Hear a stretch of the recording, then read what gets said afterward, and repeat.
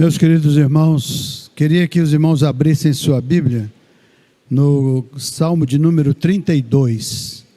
Quero compartilhar com os irmãos algumas ideias preciosas que estão nestes versículos, especialmente uma das ideias aqui presentes é a bênção do perdão, a bênção do cuidado especial de Deus sobre as nossas vidas.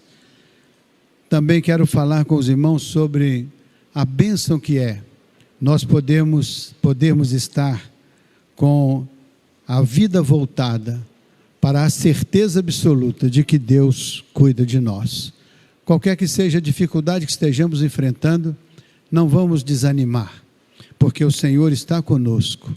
O Deus de Jacó é o nosso refúgio, a nossa fortaleza, o nosso socorro bem presente em todos os momentos. Então quero abrir com vocês o Salmo de número 32, é um Salmo de Davi.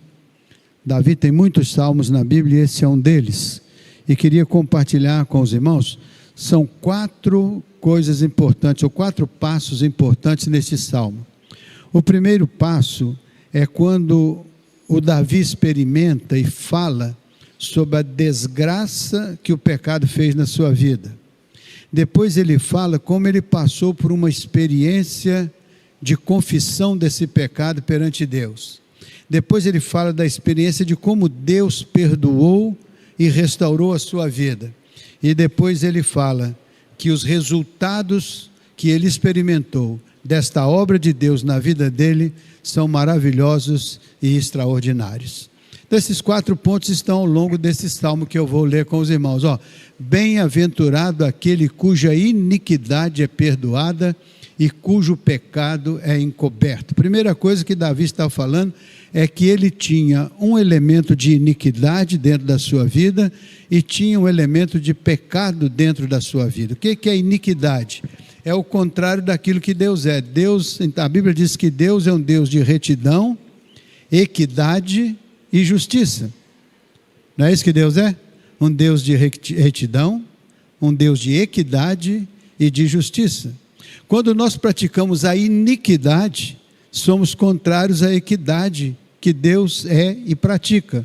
Então nós podemos ser iníquos por conta da iniquidade que nós praticamos, ou seja, quando a nossa vida é adversa à vida de Deus.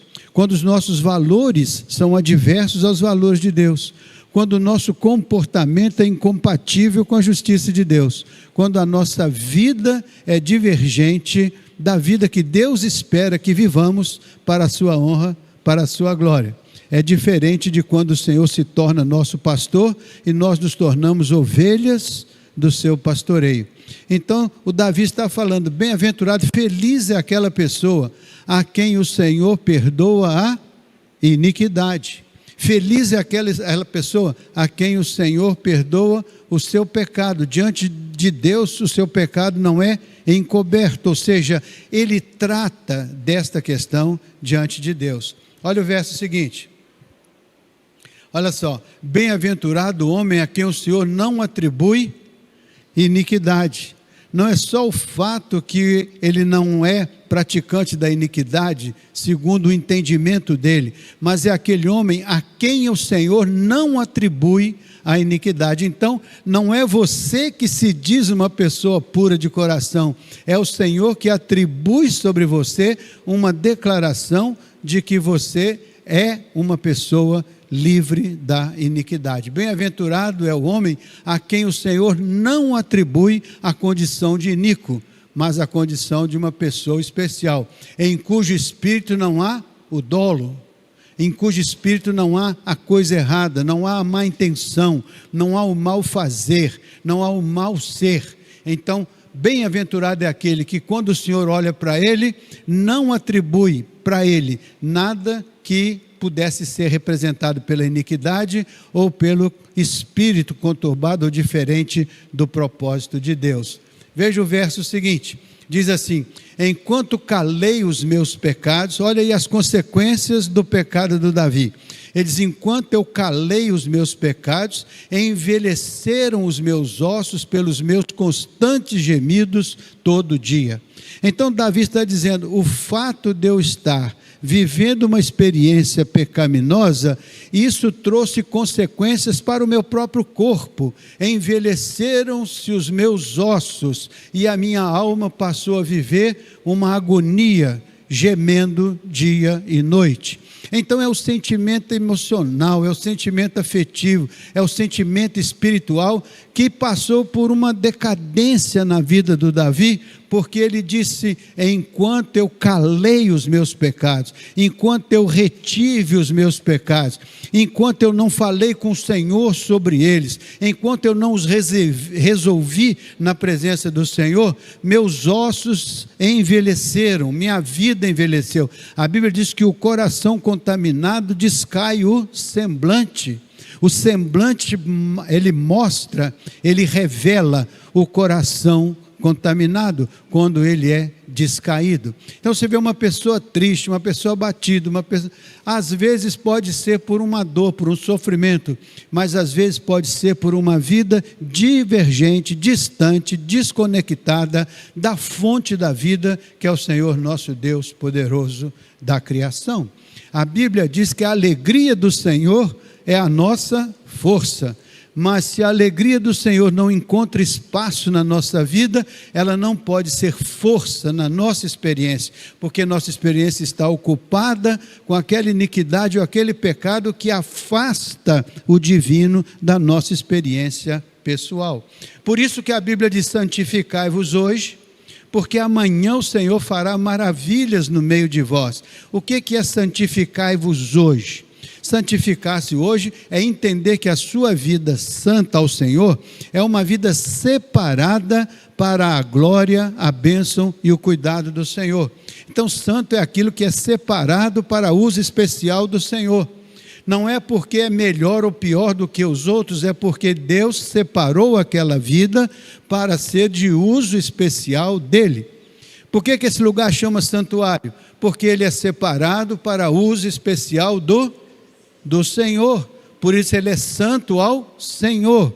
Por que a Bíblia chama o seu corpo de corpo santificado ao Senhor? Santificai a Deus no vosso corpo mortal, porque o seu corpo é separado, porque ele é o templo do Espírito Santo que habita em você. Ele é o templo de Deus, é a morada de Deus em espírito. Deus e você têm uma comunhão e uma intimidade. Então a Bíblia diz que o seu corpo é um espaço onde o Espírito do Senhor revela a graça, o poder e a glória de Deus. Por isso que a Bíblia diz que nós devemos ser santos ao Senhor. Mas a Bíblia diz que quando nós temos uma vida comprometida, então o salmista está dizendo: por causa disso, eu tinha um gemido inextinguível na minha vida. Era o dia todo, e todo dia a minha alma se angustiava. Num outro salmo ele diz: a minha alma está abatida. E eu pergunto: por que estás abatido, ó minha alma? E por que te perturbas dentro de mim? Então às vezes a alma fica perturbada, o espírito fica perturbado, a vida fica confusa, existe uma insatisfação, uma insegurança, existe uma falta de paz, existe uma falta de tranquilidade. É nesse momento que, olhando para dentro da vida, a gente pode encontrar alguma coisa que está nos afastando do Senhor, que está nos distanciando da comunhão, que está nos distanciando da presença do Senhor. É o que a Bíblia chama de pecado, que é a ruptura entre a nossa vida e a vida de Deus. Por isso que a Bíblia diz: Deus estava em Cristo reconciliando consigo o mundo. Por que estava reconciliando? Porque precisava de reconciliação. Essa distância muitas vezes faz que nós nos sintamos isolados, sozinhos, abandonados de Deus, que é a fonte da vida. Por isso que a Bíblia diz que nós temos que reconhecer isso, e se alguma coisa é barreira entre nós e nosso Deus, esta coisa deve ser removida como um ato deliberado da nossa decisão, da nossa atitude. Veja o verso seguinte. Olha: porque a tua mão pesava dia e noite sobre mim, e o meu vigor se tornou em sequidão de estio. Olha o que o salmista está dizendo: enquanto eu calei o meu pecado, enquanto eu mantive a minha vida disrupcionada do Senhor, enquanto eu mantive a minha vida distante, então a tua mão pesava porque eu sou teu filho, a tua mão pesava sobre mim, e o meu vigor, a minha força, a minha alegria foi decaindo e se tornou em sequidão de estio. A minha vida virou um deserto por conta de faltar a energia e a força que provém do Senhor. Deus é o nosso refúgio, a nossa fortaleza, mas quando Ele não é meu refúgio, não é minha fortaleza, então minha vida se torna uma sequidão de estio, então sobre mim o meu vigor se desfalece. Por isso que eu tenho que cuidar para que a minha vida seja uma vida aprovada pelo Senhor, para que eu possa viver os benefícios das promessas do Senhor, os benefícios da palavra do Senhor, e assim então a mão do Senhor, ao invés de pesar sobre mim como uma disciplina, paira sobre mim como uma mão que abençoa e que sustenta. A mão do Senhor esteja sobre nós, não para a disciplina do nosso erro, mas para a bênção da nossa fidelidade, para que nós possamos receber do Senhor, não uma sequidão de estio, uma mão pesada, disciplinadora, mas uma mão que sobre nós produz rios de águas vivas, para que role no deserto, e o deserto floresça, por causa do rio do Senhor, que passa pelo meio dele. Então, o salmista estava convencido de que alguma coisa na vida dele estava produzindo essa sequidão. Alguma coisa na vida dele estava produzindo esse sentimento de menos-valia, esse sentimento de uma mão que disciplina, que traz sobre ele uma consciência de que ele precisava revisar alguma coisa importante na sua vida, porque o seu momento era de dor. Sua alma estava triste, seu coração abatido, sua vida estava identificada com a iniquidade, e não é isso que Deus queria dele, e ele agora sente estas consequências. Veja os versos seguintes. Então, depois que ele está vivendo isso, ele vai dizer então o segundo ponto dessa meditação: confessei-te o meu. Então ele sabia que tinha alguma coisa que precisava ser confessada. Tem coisas nas nossas vidas que precisamos abrir o coração diante de Deus. Tem situações nas nossas vidas que precisamos compartilhar com Deus. Tem coisas que precisam ser confessadas, porque enquanto não são confessadas, produzem o deserto, produzem a sequidão de estio, produzem a angústia da alma, produzem a tristeza do coração, e a vida fica improdutiva. A vida fica improdutiva porque está aguardando esta expressão do salmista: confessei-te o meu pecado, e a minha iniquidade não mais ocultei. Então significa que aquilo que Deus estava identificando na vida dele, ele agora identifica ele mesmo, ele toma consciência e ele diz: a minha iniquidade não mais ocultei, e disse: confessarei ao Senhor as minhas transgressões, e tu perdoaste a iniquidade do meu pecado. Então ele está falando de uma confissão de pecado, ele está falando de uma confissão de transgressão contra o Deus poderoso da criação. Ele está falando destas coisas que representam a iniquidade, que é a diferença da equidade. Ele está falando das coisas que ele praticava e por quais coisas a mão de Deus pesava sobre ele, e agora ele se encontra num momento de consciência. Ele vai dizer: confessei-te o meu pecado. Então o maior e mais importante momento deste salmo não é o fato que Davi tinha liberdade de pecar e transgredir, mas é o fato de que Deus o amava e colocou a mão dele sobre ele para dizer: Davi, eu quero que você revise o seu caminho, porque o seu caminho está divergindo da nossa aliança. Então naquele momento ele diz: confessei-te o meu pecado e a minha iniquidade não mais ocultei. Confessarei ao Senhor as minhas transgressões, e tu perdoaste a iniquidade do meu pecado. Então ali é confissão de pecado e é perdão de pecado. Duas coisas claras. Davi tinha esta consciência de que precisava confessar. E nós, vez por outra, também vamos ter que parar e pensar que precisamos confessar coisas que nos separam da graça, da bênção, do poder, da alegria do Senhor. Vamos precisar também reconhecer que muitas vezes os caminhos nos quais estamos envolvidos ou andando não são caminhos que honram e glorificam a Deus. Por isso que a mão dele, ao invés de ser uma mão abençoadora, é uma mão que freia a nossa vida. Pesar aqui significa frear, parar a nossa vida, para que ela possa ter um tempo de reflexão. E isso vem do abatimento da alma, do viver na sequidão do estio, e de lembrar-se que Deus tem muito mais para derramar sobre a sua vida como bênção do que o que você consegue fora de Deus com as suas próprias artimanhas. Pense nisso. Veja o verso seguinte. Então, sendo assim, todo homem piedoso te fará súplicas em tempo de poder encontrar-te. Com efeito, quando transcorrerem muitas águas, elas não o atingirão. Então ele está dizendo, quando a gente confessa, quando a gente acerta com Deus, quando a gente resolve a vida da gente com Deus, aí, sendo assim, todo homem piedoso te fará súplicas em tempo de poder encontrar-te. Significa que Deus nos dá o tempo da paciência, o tempo da perseverança, o tempo da resiliência. Deus nos dá um tempo, espera que nós possamos refletir, pensar. Por isso a Bíblia diz, o homem que muitas vezes repreendido endurece o seu coração, será quebrantado repentinamente sem que haja cura. Deus, quando nos repreende para a nossa alegria, para a nossa vitória. Ele não nos repreende para nos prejudicar, Ele nos repreende para nos abençoar. Por isso que a Bíblia diz, a disciplina inicialmente parece dura, depois ela é instrumento de louvor. Então, quando Deus nos disciplina, Ele não nos disciplina para nos machucar ou destruir, Ele nos disciplina para que nós possamos erguer daquilo que está nos distanciando do seu propósito, do seu projeto, da sua vontade que para nós é boa, perfeita e agradável.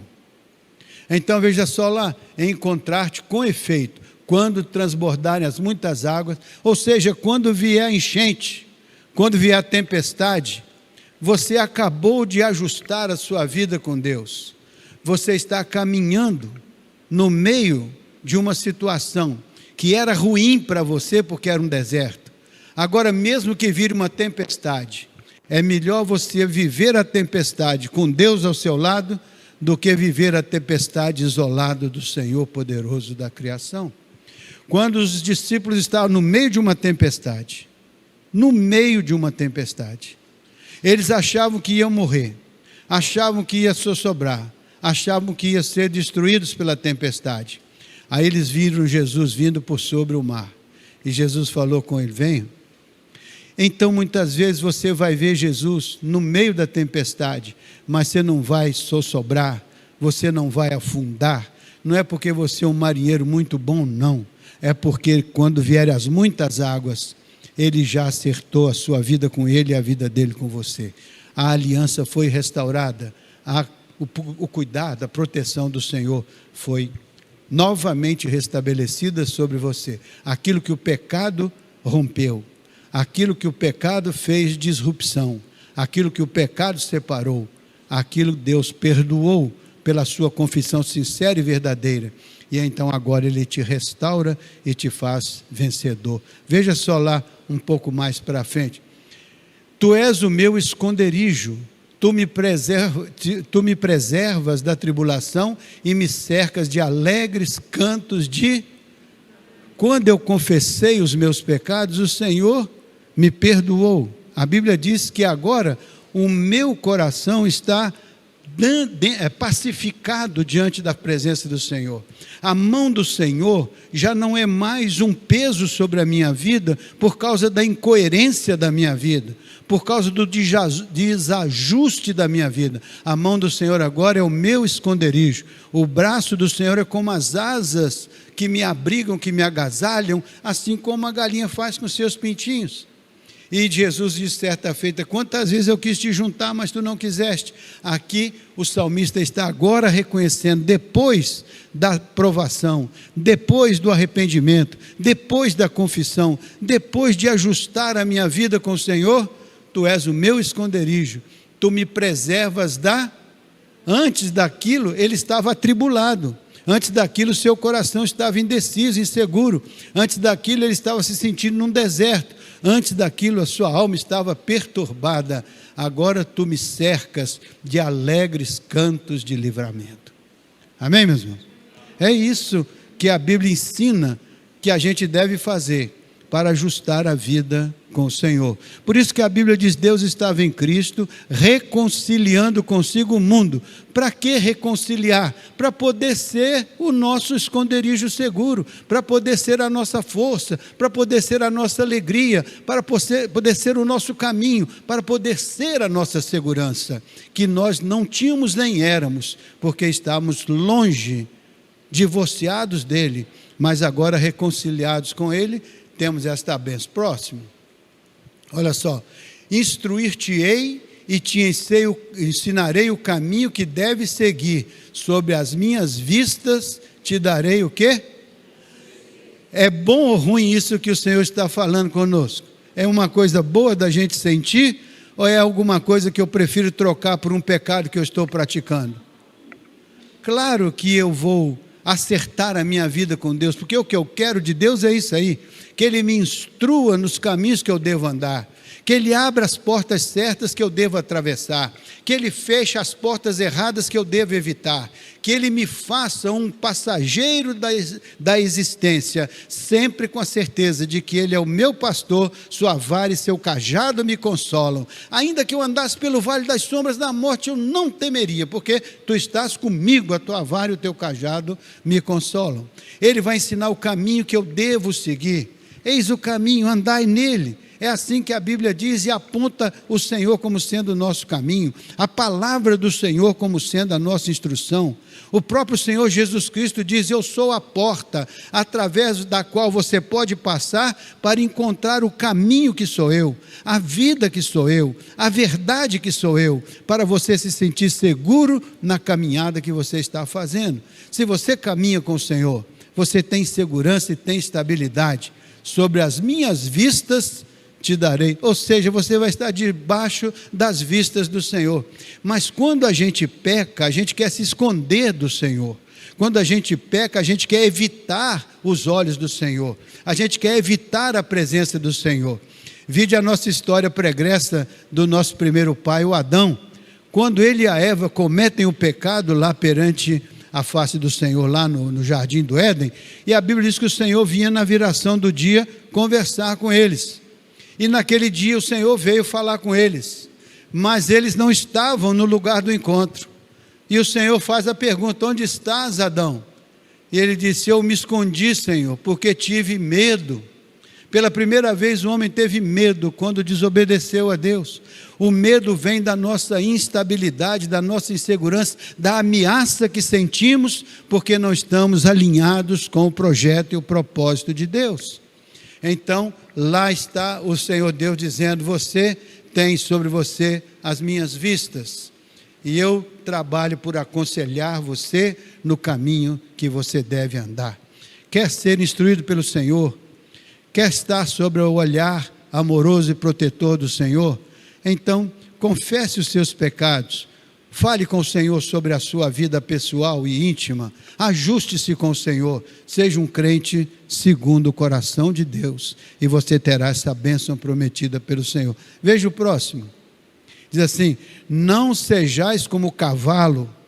Aí olha, Deus quer que você seja como um filho amado, e agora ele vai dizer para o Davi: não seja como um cavalo, não seja como uma mula. Sabe por quê? Porque o Davi tinha a possibilidade de ser como um cavalo, como uma mula, sem entendimento, os quais com freios e cabrestos são dominados, de outra sorte não sabem obedecer. Então não seja como um cavalo que tem que botar um freio em você, porque você não sabe, por sua própria vontade e determinação, obedecer aos caminhos do Senhor. Muitas vezes você precisa andar no cabresto, porque você não sabe andar livremente na presença do Senhor.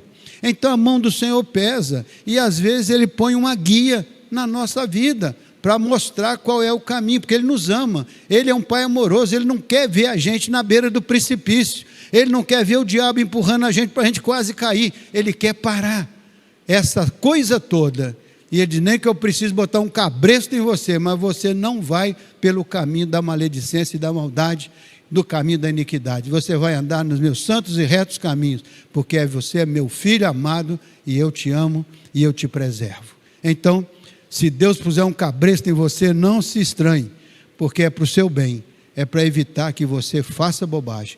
Portanto, não queira o cabresto de Deus, queira a mão amorosa de Deus, e isso você faz quando você afirma todo dia a sua aliança com o Senhor e constrói a sua aliança com o Senhor. Próximo. Muito sofrimento terá de curtir o ímpio. Muito sofrimento terá de curtir o ímpio, mas o que confia no Senhor, a misericórdia o assiste. Outra vez a comparação, se você é ímpio, está aí, vai sofrer. Se você está no caminho da impiedade, o sofrimento é a sua espera, é a sua esperança, é o sofrimento. Mas se você está debaixo da unção do Senhor, a misericórdia do Senhor o assistirá. Sabe qual é a causa de não sermos consumidos? É a misericórdia do Senhor. Diz na Bíblia, as misericórdias do Senhor são a causa de não sermos consumidos. Mas se a gente optar pela impiedade, as misericórdias do Senhor se afastam de nós.